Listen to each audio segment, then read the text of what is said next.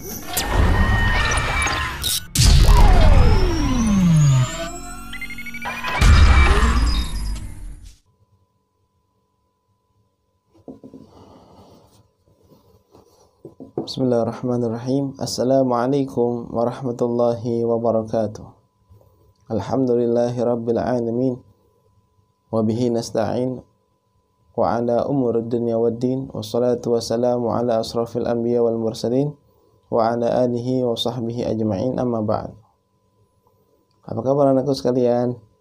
Mudah-mudahan kalian semua dalam keadaan sehat walafiat, serta selalu dalam lindungan Allah Subhanahu wa ta'ala. Sebelum kita memulai pelajaran hari ini, marilah kita bersama-sama membaca doa terlebih dahulu, yang diawali dengan membaca Ummul Quran surat Al-Fatihah dan dilanjutkan dengan doa belajar. Mari kita sama-sama kita mulai dengan membaca Ummul Quran surat Al-Fatihah. Al-Fatihah.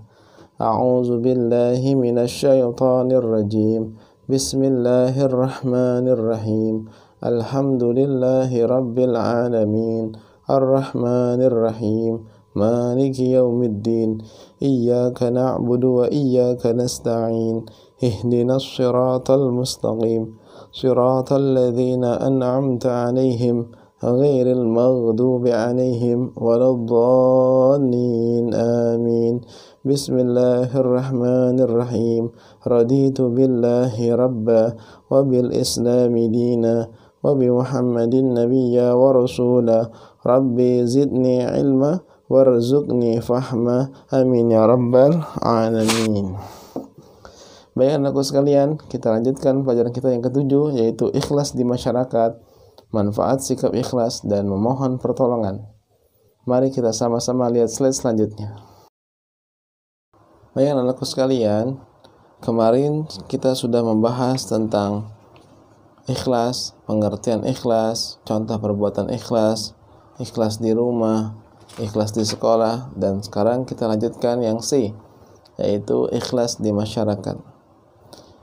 Ikhlas di masyarakat menyangkut tentang kebersihan, keindahan, ketertiban, dan keamanan lingkungan. Semuanya itu adalah tanggung jawab kita semua. Tanggung jawab kita bersama-sama kita bertanggung jawab atas lingkungan kita di lingkungan masing-masing. Marilah anak-anakku sekalian, kita melihat film animasi pendek berikut ini tentang lingkungan rumah, lingkungan sekolah, dan lingkungan masyarakat. Marilah kita lihat slide berikut ini.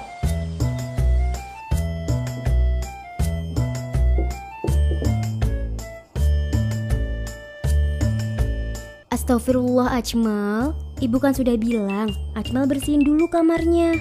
Ajmal masih males bu, nanti ya. Boleh kan bu? Jangan nanti-nanti begitu. Kalau sudah bersih, kan Ajmal juga yang merasa nyaman. Selaku muslim, kita harus senantiasa menjaga kebersihan kita. Seorang mukmin yang baik terlihat keimanannya jika dia selalu memperhatikan kebersihannya. Di dalam Al-Quran disebutkan bahwa Allah mencintai orang-orang yang bertaubat dan mensucikan diri. Untuk menjaga kebersihan, bisa kita mulai dari kebersihan diri kita sendiri, seperti mandi 2 kali sehari, gosok gigi, juga memakai pakaian suci dan bersih. Berwudu juga termasuk membersihkan diri kita. Karena ketika kita menghadap Allah, kita harus ada dalam keadaan suci dan bersih dari najis. Menjaga kebersihan lingkungan bisa kita lakukan dengan membersihkan lingkungan sekitar. Contohnya, dengan cara membersihkan kamar kita, rumah, juga lingkungan sekolah. Kita juga harus menjaga kebersihan di masjid yang kita gunakan sebagai tempat sholat. Lingkungan yang bersih adalah lingkungan yang sehat. Dan jika kita sehat, kita akan mudah melakukan ibadah kepada Allah. Kita tidak akan mudah terserang penyakit akibat dari lingkungan yang kotor. Wah, kalau begitu Ajmal mau bersih-bersih sekarang bu, biar Ajmal bisa sehat terus. Nah, begitu Ajmal, ayo bersihin kamarnya. Bagaimana anak-anak melihat filmnya? Seru kan? Ya, itu adalah film animasi tentang kebersihan. Ya, bagaimana Allah mengajarkan kita tentang kebersihan. Ya, dan juga tentang keikhlasan yang kita pelajari hari ini. mulai dari kebersihan rumah, sekolah, dan masyarakat. Semuanya harus dengan ikhlas dalam hati kita. Nah, yang selanjutnya adalah yang ketiga adalah manfaat sikap ikhlas. Ya, setiap perbuatan yang baik pasti ada manfaatnya, apalagi dilakukan dengan rasa ikhlas. Manfaat yang kita peroleh diantaranya adalah yang pertama, mendapat pahala dari Allah Subhanahu wa Ta'ala. Sudah pasti orang yang berbuat ikhlas pasti mendapatkan pahala di sisi Allah Subhanahu wa Ta'ala. Yang kedua apa Pak? Disayang Allah. Sudah pasti itu orang yang sudah mendapat pahala dari Allah pasti juga disayang oleh Allah. Maukah kalian semua disayang oleh Allah? Pastinya mau. Bapak juga mau, ya. Semua orang pasti mau disayang oleh Allah, ya. Diperhatikan oleh Allah, dikasih sayang oleh Allah, dan sebagainya. Ya Allah yang pemilik alam semesta, ya Allah penggenggam alam semesta. Siapa yang gak mau disayang oleh Allah? Pastinya mau semua, ya seperti itu. Yang ketiga apa? Disukai orang lain. Nah, maksud disukai orang lain adalah orang-orang sekitar kita melihat perbuatan keikhlasan kita, pasti mereka senang. Pasti mereka melihat kita suka dengan kita, suka dengan perbuatan kita, senang dengan perbuatan kita. Ya, itu adalah manfaat daripada sikap ikhlas kita. Itu ya. Yang terakhir adalah hati tenang dan tentram. Hati kita jadi tenang, hati kita jadi tentram karena kita ikhlas menolong seseorang, karena kita ikhlas dalam berbuat sesuatu kepada orang lain atau yang lainnya. Gitu ya, paham ya? Baik anak-anakku sekalian, itulah tentang keikhlasan. Dan selanjutnya kita akan membahas tentang memohon pertolongan. Next, kita lihat slide selanjutnya. Baik anak-anakku sekalian, kita lanjutkan lagi tentang memohon pertolongan. Kita bisa lihat di bukunya masing-masing. Di situ ada seorang anak yang sedang berdoa kepada Allah Ta'ala. Dan di sampingnya itu ada surat Al-Fatihah, ya, yang kalian sudah sering baca, ya, yaitu tentang iyyaka na'budu wa iyyaka nasta'in, ya, yang artinya adalah hanya kepada Engkaulah kami menyembah dan hanya kepada Engkaulah kami memohon pertolongan. Nah, dasar inilah yang menyebabkan kita untuk senantiasa memohon pertolongan hanya kepada Allah Subhanahu wa Ta'ala, bukan sama yang lain, bukan perantara orang lain, tapi kita hanya memohon pertolongan kepada Allah, ya. Allah lah satu-satunya penggenggam alam semesta. Allah lah satu-satunya Tuhan yang menciptakan alam semesta, ya. Makanya di surat Al-Fatihah dijelaskan iyyaka na'budu wa iyyaka nasta'in.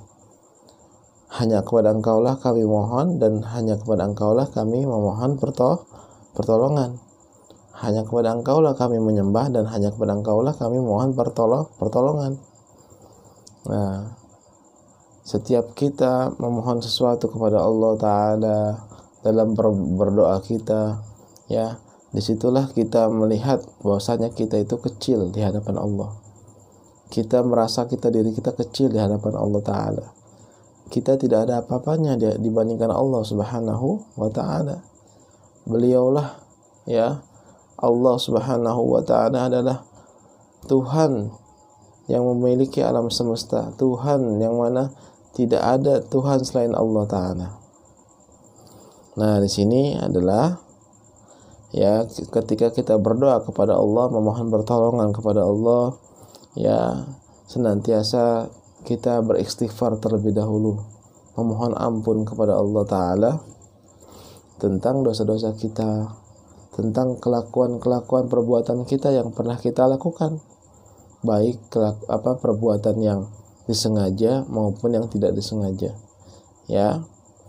Nah, di sini juga ada di sini, ya, di bawahnya, semakin kita sering berdoa kepada Allah Ta'ala, semakin kita sering memohon pertolongan kepada Allah Ta'ala, semakin dekat Allah dan sayang kepada kita semua. Di bawahnya ada tuh ya bacaan lagi, wa qala rabbukum ud'uni astajib lakum. Wa qala rabbukum ud'uni astajib lakum, ya. Dan ini firman Allah Ta'ala, dan berfirman Tuhanmu, memohon doalah kepadaku, aku pasti perkenankan permohonanmu. Maksudnya apa, Pak?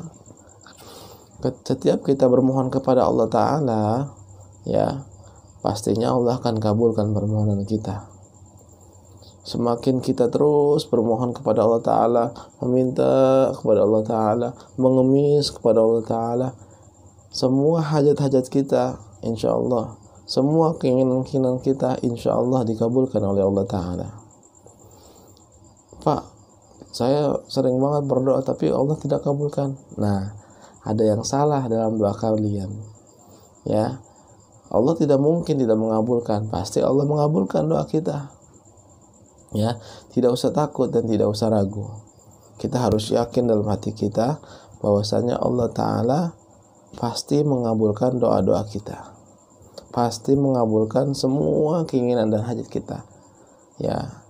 Cuman ada syaratnya. Syaratnya apa, Pak? Jangan berbuat dosa kepada Allah, jangan berbuat maksiat kepada Allah Ta'ala. Itu kuncinya. Maksiat apa sih, Pak, itu? Maksiat itu apa sih, Pak? Maksiat, contoh maksiat diantaranya adalah ketika hayya 'alas shalah, ya, ketika azan berkumandang, ya, apa yang harus kita lakukan? Segera ambil wudu, ya, mengambil air wudu, segera datang ke mushola atau ke masjid, ya. Jangan menunda-nunda, nanti dulu apa? Nanti dulu ya, nanti dulu ya Bu, nanti dulu ya Mah, masih tanggung nih, lagi nonton TV, lagi main HP dan sebagainya. Itu maksiat kepada Allah Ta'ala, ya.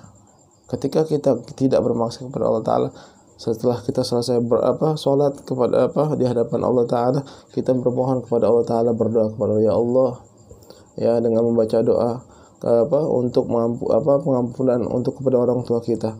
Ya Allah, Rabbi ghfirli wa li walidayya, Rabbi ghfirli wa li walidayya, Rabbi ghfirli wa li walidayya warhamhuma kama rabbayani shaghira. Dengan berikhlas dalam hati kita, ikhlas kita berdoa untuk Allah, kepada Allah, untuk orang tua kita, insya Allah Allah akan kabulkan doa kita, ya. Makanya siapapun kita, apapun profesi kita, mau kita seorang guru, mau kita seorang murid, mau kita seorang apapun juga, di hadapan Allah, di mata Allah kita sama.